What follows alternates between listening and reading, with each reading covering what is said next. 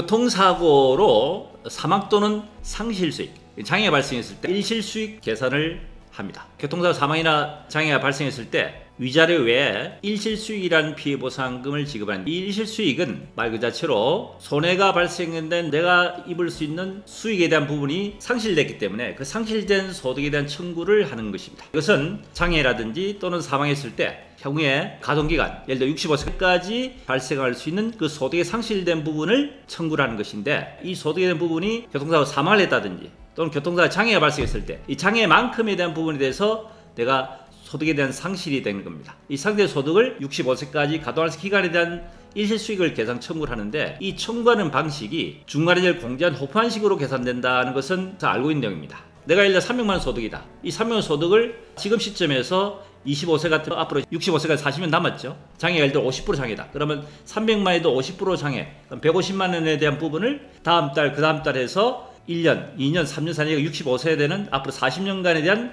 일실소득을 청구를 계산하는데, 보통 일반인 생각할 때는 내가 장애 50%다 하면은 300만에도 150만 원을 매달해서 40년 같으면 480개월 되겠죠. 그럼 150만에 대한 480개월을 곱한 것이 내가 소득의 상실된 부분이 아니냐, 이렇게 단순 착각할 수가 있습니다.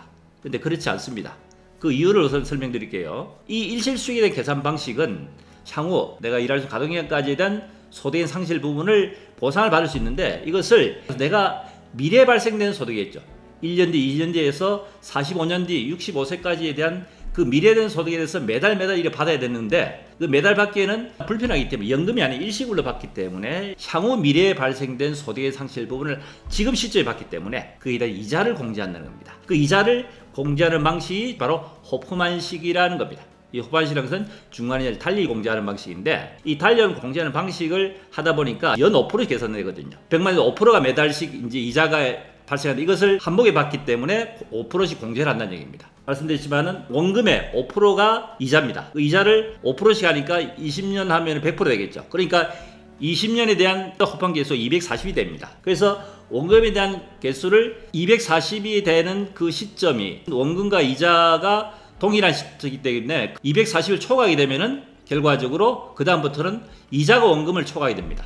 그래서 20년에 240이 되는 그 시점이 개월수로 따지면 414개월이 됩니다. 그래서 호판 개수는 414개월을 초과하는 그 시점부터는, 조금 전에 말씀드린 25세 같으면 향후 40년 같으면 480개월 되지 않습니까? 그럼 480개월 동안의 계산을 그대로 곱하는 것이 아니고 414개월 대상 계산되는 그 호판 개수 240인데, 그 414개월을 초과하는 그 시점부터는 이자가 원금을 초과하기 때문에 이거는 부당이득이 되기 때문에 414개월 이상 그 이후 480개월에 대한 기간까지 무조건 240을 적용한다 하는 것이 중간에 공제 방식입니다. 상당히 좀 어려울 수가 있는데, 오늘 지금 말씀드린 내용에 대해서 호판 개수는 최고 240을 초과할 수 없다. 중간에 공제해서 일시불 계산이기 때문에 그것이 240 초과할 수 없다 하는 내용을 말씀드렸습니다. 도움이 됐으면 구독, 좋아요 부탁드립니다.